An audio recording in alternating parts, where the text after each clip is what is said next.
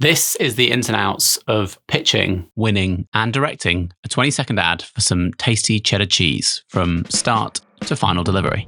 Over the past 8 or 9 months, the tide and type of jobs coming my way has changed for the better. I'm still getting tiny to slightly less than tiny sized jobs coming my way, but I'm more frequently being considered for, and even on occasion winning, 6-figure budgeted jobs.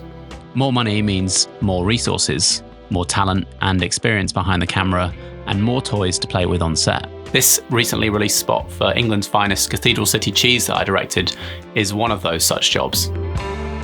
Multiple times over the past 16 months in conversational passing, my friends at Foodhall, the UK's primo food production specialists, have said they want to represent me for food work. They said this, but people say things and make promises that they don't really mean all the time. And I've had a handful of representation chats over my increasingly long career that have never amounted to anything.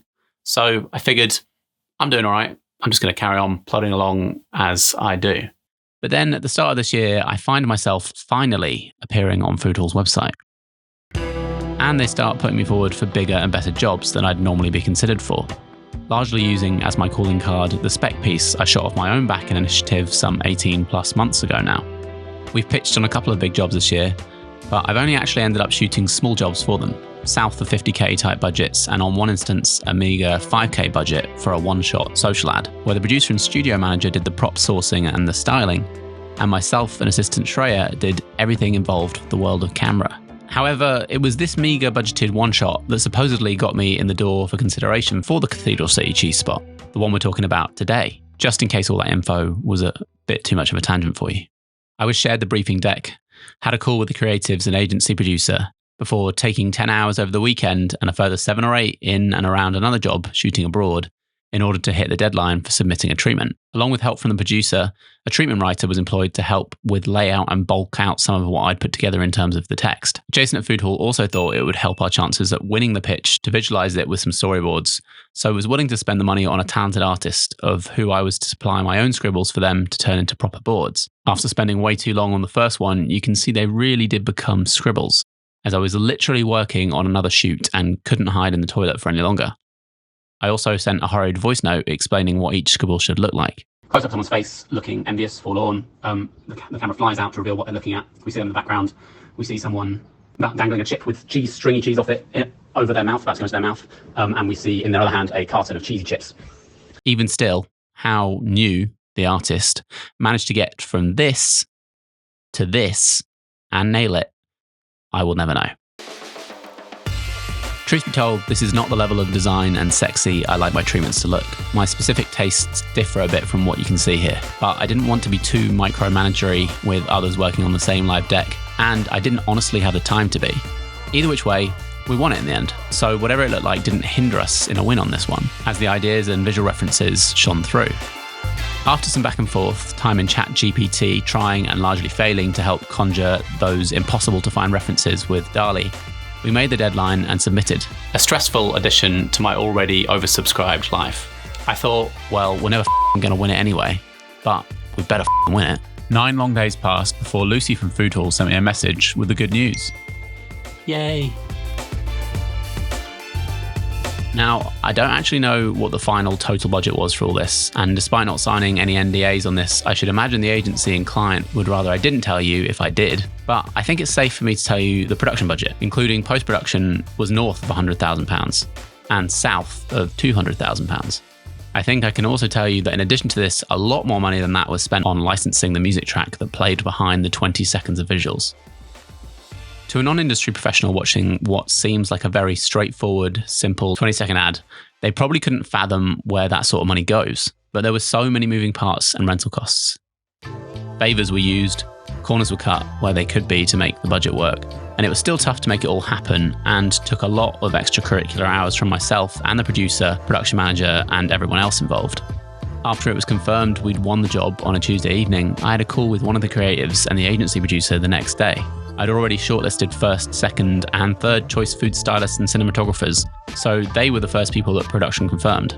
Over the following 2 weeks, I had a lot of calls with 3 prospective visual effects houses, a catch up with the creatives, a pre-PPM from my hotel room in Munich whilst I was away on another shoot, a group call with production, now we had a production manager and art director on board too, A call with the first AD, another catch-up call with the agency, a call with the prop stylists, responses and reviews of casting options with the casting director over email, Dropbox links and WhatsApp, as well as an in-person final call at a casting house for 2 hours one Friday morning to watch a bunch of actresses eat dry white bread pretending it was a delicious cheese on toast. A call with a VFX wizard because the VFX houses had either come in way over what we could afford, or in the case of one, had said they could do it and then pulled out a few days after saying they didn't have the capacity at the moment. And lastly, I had an in-person PPM for 90 minutes up in North London at the agency's HQ. Also around all of this, I did an additional 4 cumulative days of planning, working on animatics, using the storyboards to potential music tracks, drawing rough set plans, measuring camera heights and prop widths, so everyone knew what to buy, rent, and dress, testing frame rates and shutter angles to see how we could best achieve some of the shots, working on the PPM doc and travelling down to the studio on 2 occasions to test the space and discuss things with different heads of department as questions came up. Then the morning before the bank holiday weekend, we had one more meeting with the agency just for good measure. Also add to all that 11 different WhatsApp groups I was in for various different areas of production. The food stylist did a cook-up 2 weekends before the shoot, sharing images of how he was planning on styling the food and a few options and variations for me to feed back on and share with the client. Art department shared drawings, colour swatches and wood samples with me. All the colours were chosen to either complement or accentuate the brand colours. Props sent over regularly updated Google Docs with me with items they were looking to rent or buy. Cinematographer shared his camera and lighting plan with me to make sure it made sense with each scene. And the first AD shared a lot of variations of the schedule with me. I was determined not to really work in the weekend before the shoot, a 4-day bank holiday weekend here in England. Aside from working out a few timings and going over everything a few times for peace of mind in my head to make sure I hadn't forgotten anything. I was nervous for the first time in a while on a shoot. I always get a teensy bit anxious the night before, but this was proper nerves. That's normally a pretty good indicator that I really care about a job. The shoot took place over 2 days. Because we were shooting in Food Hall's own studio, we've been able to make it work that not only all of the set had been built and largely dressed before the weekend, but the afternoon before, all the lighting had been delivered. So we were in a good place to get started sharpish. What was essentially 7 shots across 2 days doesn't sound like a lot, but it was/is, mostly because food was involved in every single frame except one, as well as the budgetary and spatial limitations that were going to slow us down a bit as we went. But mostly you can't really direct the food itself, particularly when there's melting cheese involved. It will do what it wants to do within reason.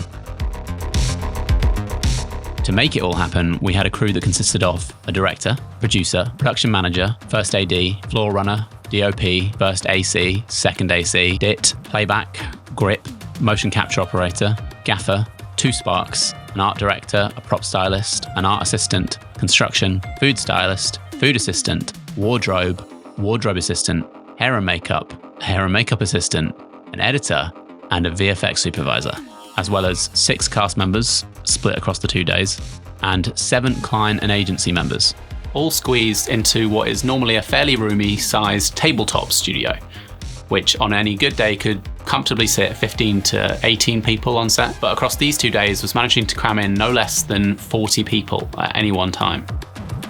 Call me overly positive, but I think both days probably went as well as they possibly could have done, particularly within our time and budget constraints. The crew were great. It was a real pleasure to work with a new and much better than myself DP and see how they work and operate. The schedule for the first day looked like this. And although we may have strayed from it a bit, I don't think we went into overtime. We did, however, drop this plate shot. Food is a slow thing to shoot. And although Rob had tested how he was going to cook it, and for all but one of the shots, I had tested how we were going to shoot it, there's still client and agency input to consider into the timing. At the end of the day, we're there to make the client happy whilst trying to deliver the finished product. No matter how hard you try, food is going to do what it wants. And the one shot I wasn't able to test involved a motion control slider, our budget alternative to a motion control arm that I'd wanted for 2 of the shots initially, but couldn't afford. It was this shot of grated cheese melting in a time-lapse fashion in situ to our living room set. Rob, the food stylist, had assured me on the phone he had the tools to melt this in situ, but we wouldn't now be able to shoot it on a plate because the heat we were using to melt the cheese would ultimately crack the crockery. Also, the camera could now only get so close without being damaged. We needed a successful cheese melt, and it needed to happen over an approximate timing of 3 to 4 seconds, that happening when the time lapse was played back. As the music track wasn't signed off at this point, I didn't know exactly how long it would be on screen for, so there was some ballpark guesswork involved. I think we ran maybe 6 takes and resets total on this, getting some that were better than others for sure, but never getting the perfect take. But our VFX supervisor on set, Ben, was confident he could comp a few of the takes together to give it the look it needed. Both days, we headed out of the studio for lunch, both of which were honestly 2 of the best dining experiences I've ever had on a job. I mean, they both were unreal and conveniently located within a 1-minute walk of the studio. It also made a nice change to get away from set for lunch and give everyone an enjoyable break. At the end of the first day, when most of us had wrapped, poor art department had to stay behind to apply 3 coats of paint to get ahead of a redress of the set for the next day. This was agreed and budgeted for well in advance of the shoot though, but still, not the ideal way to spend a Tuesday night. The second day went as well as the first, with some working out of food as we went to satisfy the client, and a lot of patience from our walk-on cast who had to wait around for a while, as the bonus pack shots that were added somewhere between the winning of the job and the shoot inevitably took a little bit longer to light and get right than was scheduled. Editor Patrick was in the back room of the studio both days, taking selects and creating rough assemblies as we went, which enabled us to be ahead of ourselves on an incredibly tight turnaround schedule, and for our VFX supervisor and lead, Ben, to make comments, suggestions, and hopefully not miss anything as we went. Anything mostly being plates for cleanup and reference photos of a ping pong ball for lighting when it came to the 3D work. We wrapped on schedule-ish, and I got home feeling exhausted, but mostly happy and accomplished with what we'd done. It's weird though, long days aside, how after mostly sitting in a chair for 2 days, how tired I was. Comparing that to when I'm DPing jobs myself and I'm a lot more physically active, but maybe I've just reached that age. You would think that a 20-second ad, of which I wasn't actually physically doing any of the editing or VFX work myself, wouldn't take up too much of your time as a director. If you thought this, you'd be wrong. The day after we shot, I was back in the post room of the studio, sitting down with Patrick the editor and Jason the producer going over options. We pretty much knew what take was what on the day, but it was things like, have we got enough frames on this shot to read the text? Can we add a subtle digital zoom out to this shot so it feels like it's always in motion? This is where the guide text should go. Let's try this song. Nah, that one's not working. Bin that. And then at 4 p.m, an hour later than scheduled, the agency turned up to review the edits. We talked about music, they asked questions and we gave answers, and then generally happy they left around 90 minutes later. The next day, I was back in Peckham again, this time to sit in with both Patrick the editor and Ben the VFX whiz, as I clearly laid out again, but to be fair, for the first time since shooting, what Ben was meant to be doing. The following week brought along another catch-up call with the creatives. They'd shared the edits with the client at this point, talked over music some more, and now wanted to run us through all the updates. We were meant to be pitch locked at this point, and the music track should have been signed off the week prior latest in order for us to make the delivery deadline. But there we are. On the Tuesday, despite not being yet picture locked, we were in the grade with my favourite colourist and top friend, Jax Harney. Jax graded all the shots with excessive handles being frames either side of what we thought the clip length might end up being, as well as alternative pack shots and plates for cleanup. The key takeaways here being to make the cheese pop, make sure the rind on the smoked cheddar was the right colour, and get everything in a good place for VFX. Every day this week, Paul Patrick took more and more requests for different versions and tweaks, from the client to the agency to Patrick and back again. Additional cut downs that weren't in the initial brief, at least not in the one that I'd been shared. But fortunately, this wasn't something I had to be involved in. I'd said what shot or shots I thought we needed to cull, and past that, as long as the client and agency were happy, I really didn't need to be involved. I was, however, involved throughout the week in our post-production WhatsApp group, regularly feeding back and commenting on samples of the VFX work as it was being shared, all the while trying to get on with the post-production of 2 other jobs that had begun and been shot well before Cathedral City came about, also with deadlines fast approaching. The week leading up to the deadline saw, you guessed it, more meetings with the agency. 5 hours sat in Jungle Sound Studios in Soho, mixing the music and building the sound design. More back and forth about edit tweaks, even though we were meant to have been picture locked over a week ago. More conversation about whether or not we were using the right music track.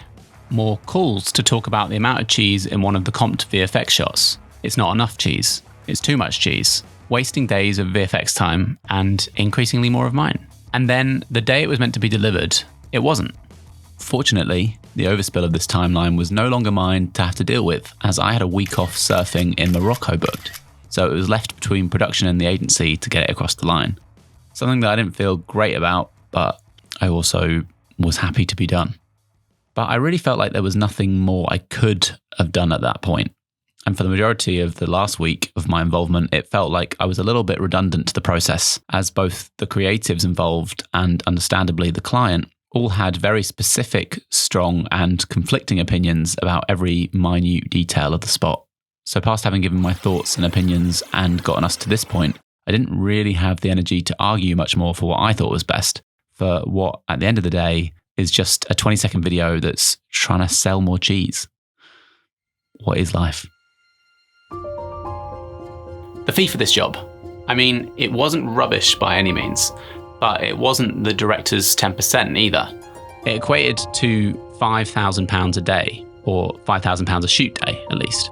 So that's £10,000 all in. But as you've learned, it was a lot more than just the shoot days. Plus, when I look at my director's fees on jobs that were 3-way or more pitches, I can't help but think about the last few jobs I spent cumulative weeks of my life pitching on and not winning, therefore not getting paid. So I'm not saying you divide that 10K by those days too to get the day rate, but you kind of should. So in the scheme of my work, not a great earner, but as a standalone fee, I'm happy. But I'm mostly happy that I got to work on a great creative with an awesome team and a fantastic DP that I've wanted to work with for a while. And for the first time in what feels like forever, I've got a new showreel piece to put onto my website. My first 6-figure budgeted job to share with you in a while. But bigger budget also means more scrutiny, more nitpicking over tiny details. In this case, lots more meetings, more politics, and in general, more hassle. Was it worth it? Yeah, I guess. Like, I'd happily do it all again. And at the end of the day, I do this for a living. But the VFX wasn't what I wanted it to be in the slightest. Part of that was probably down to budget and going into the hands of individuals rather than more traditional VFX houses. But part of it was also due to the chaos of the timeline, the lack of signing off things and the conflict in opinions. But even though it's not the place I thought it was going to be, and it's not probably going to sit at the top of my website, it is going to make it to the reel. So overall, I'm happy. To learn all about my first 6-figure budgeted job as a director, you should watch this video next. Give the video a like below if you found it at all educational or entertaining. It really helps me out. And make sure to subscribe for more semi-helpful tips and interesting insider industry knowledge.